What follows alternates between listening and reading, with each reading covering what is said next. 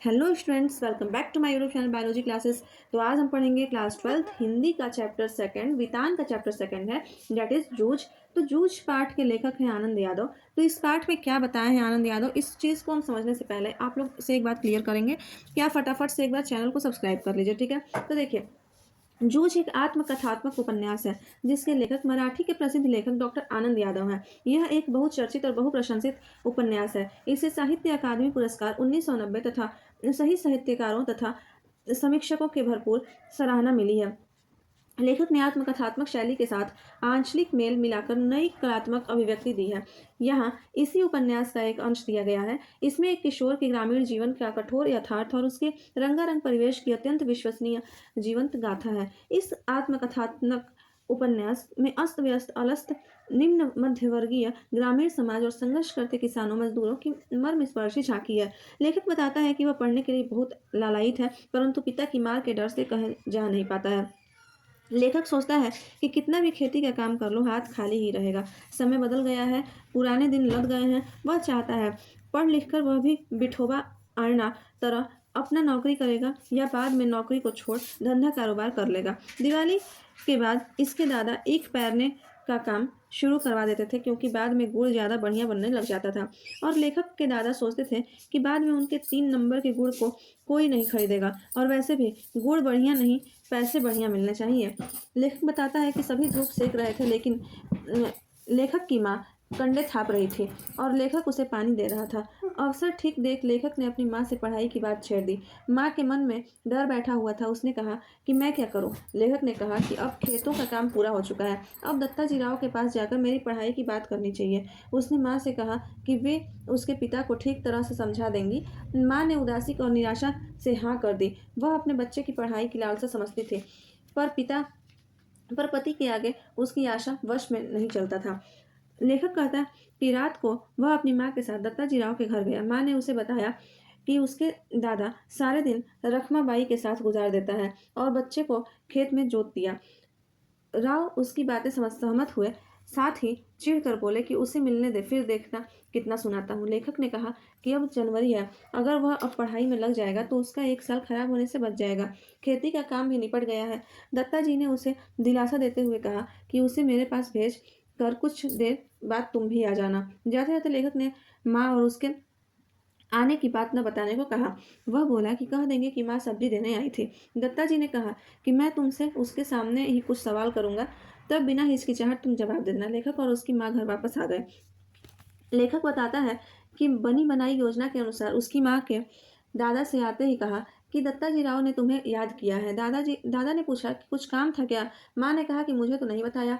दादा ने कहा कि तू खाना तैयार कर, तब तक मैं मिलकर आता हूँ। दत्ता जी का बुलावा सम्मान की बात थी, इसलिए दादा तुरंत पहुँच गए। कुछ देर बाद लेखक भी बहाना बना वहाँ पहुँच गया। जाते ही देखा कि दत्ता तो उसके ही इंतजार में थे। उन्होंने सवाल किया कि किस लिए आया है, तो उसने कहा कि खाने के लिए बुलाने। उसने कहा कि अभी तो आया है, थोड़ी देर बैठ जा। लेखक बैठ गया। दत्ता ने पढ़ाई के बारे में पूछा तो लेखक ने बताया कि वह 5वीं में पढ़ता था, परंतु खेतों के काम की वजह से पिता ने पढ़ाई छुड़वा दी। अब वे रत्नप्पा से बोला कि क्यों, तुम क्या क्या करते हो। गुस्सा होते हुए बोले कि मेरे खेत छोड़ने के बाद तुमने अपने खेतों पर भी काम करना क्यों छोड़ दिया। दिन भर पत्नी और बच्चे की अपनी मौज मस्ती के लिए काम में जोते रखते हो, इनके जीवन को तुम क्यों खराब कर रहे हो। इस प्रकार उन्होंने दादा को खूब भली बुरी सुनाई। लेखक बताता है कि बहस के चलते दादा के हर तर्क का दत्ता जी ने काट दिया। उन्होंने लेखक से कहा कि कल से पाठशाला जाया कर और पढ़ाई पूरी कर। अगर यह नहीं जाने दे तो मेरे से आगे बता देना। पशुओं जैसा बर्ताव सहन मत किया कर। पिता ने कहा कि मैंने पढ़ाई के लिए नहीं, वरना इसे बिगड़ने से बचाने के लिए रखा था। यह जुआ खेलता था और पढ़ाई में ध्यान नहीं देता था। लेखक ने झूठ सच मिलाते हुए कहा कि माँ के साथ कंडे थाप कर जो पैसे मिले उसी में कपड़े बनवाए थे और सिर्फ एक बार मेले में पटा पर पैसे लगाए थे। दादा तो देते ही नहीं। दादा के न पढ़ने के जवाब में कहा कि परीक्षा में कहाँ बैठा था।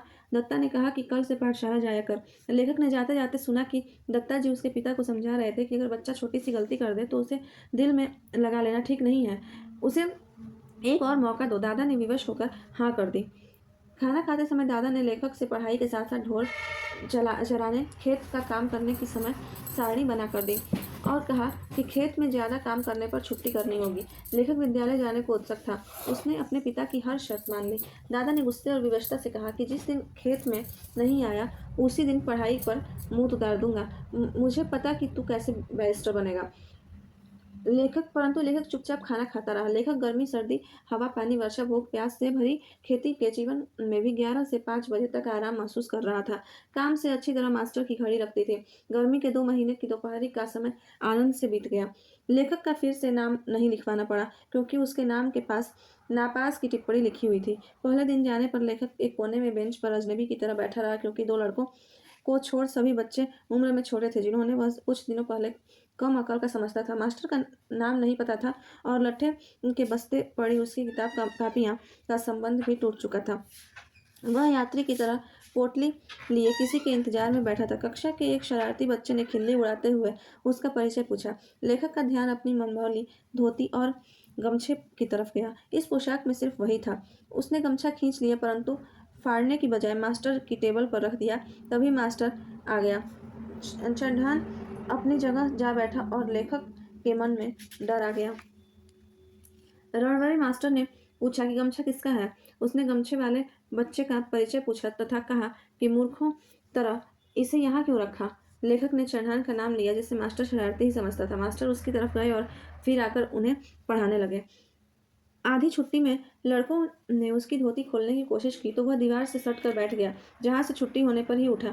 उसकी हालत कौवे के बच्चे जैसी थी जिसे बच्चे चारों तरफ से कौवे की तरह चोंच मार कर घायल कर रहे थे। जाते वक्त लेखक यही सोचता रहा कि और तय किया कि इससे अच्छा तो वह खेती का काम ही कर लेगा। सिर्फ जान पहचान के 2 लड़के हैं जो पढ़ाई में कमजोर हैं अतः उनसे भी कोई सहायता नहीं मिल सकती। सवेरे फिर उत्साहित हो स्कूल चला गया। 8 दिन के भीतर माँ से 2 चड्डी और एक नई टोपी मंगवा ली। धीरे धीरे बच्चों से मेलजोल होने लगा। अब मंत्री नामक मास्टर आए जो छड़ी का प्रयोग नहीं करते थे, सीधा घूंसा मार देते थे। बच्चों के मन में दहशत बैठ गई थी। अब उद्दंड मचाने बच्चे शांत हो गए थे और होशियार बच्चों को शाबाशी मिलने लगी। छोटी छोटी गलती को समझकर समझ देते थे और दोबारा गलती होने पर धुनाई करते थे। इसलिए सभी पढ़ाई करने लगे। लेखक बताता है कि उनकी कक्षा में वसंत पाटिल नामक एक लड़का था जो शरीर से हल्का परंतु पढ़ाई में बहुत तेज था। हर सवाल के लिए उसके पास हल था। मास्टर ने उसे मॉनिटर बना दिया। वह सबके सवाल की जांच करता था। कक्षा में पहली बेंच पर वही बैठता था जो मास्टर के पास होती थी। लेखक शुरू से उसके मॉनिटर बनने पर ईर्ष्या करता है कि वह उम्र में बड़ा है परंतु फिर उसे विवेक जाग जाता है। उसे महसूस होता है कि वह तो ऊपरी दर्जे का था जो गलती से इनमें बैठा है और ऐसी भावना से उसका साल खराब हो सकता है। अपने विवेक के कारण वह अपने मन को पढ़ने में एकाग्र कर लेता है। लेखक बताता है कि अब वह पढ़ाई मन लगाकर करने लगा और किताबों को कवर चढ़ाकर रखने लगा। अगर पाटिल कोई प्रशंसनीय कार्य करता तो दूसरे दिन वह भी कुछ ऐसा ही करता। धीरे धीरे उसकी तरह वह भी झटपट सवाल हल करने लगा। अब एक तरफ वसंत दूसरी तरफ लेखक सवाल जांचता था। मास्टर जी उसे आनंदा कहकर बुलाता था। बसंत की दोस्ती और मास्टर के अपनेपन कारण उसका पाठशाला में विश्वास बढ़ने लगा था। लेखक बताता है कि नव संदौलकर मास्टर जी मराठी पढ़ाते थे। वे पढ़ाई कराते समय विशेषकर कविता पढ़ाते समय वे स्वयं भी भाव विभोर हो जाते थे और छात्रों को भी कर देते थे। उन्हें नई पुरानी मराठी कविताओं के साथ बहुत ऐसी अंग्रेजी कविताएं भी कंठस्थ थीं।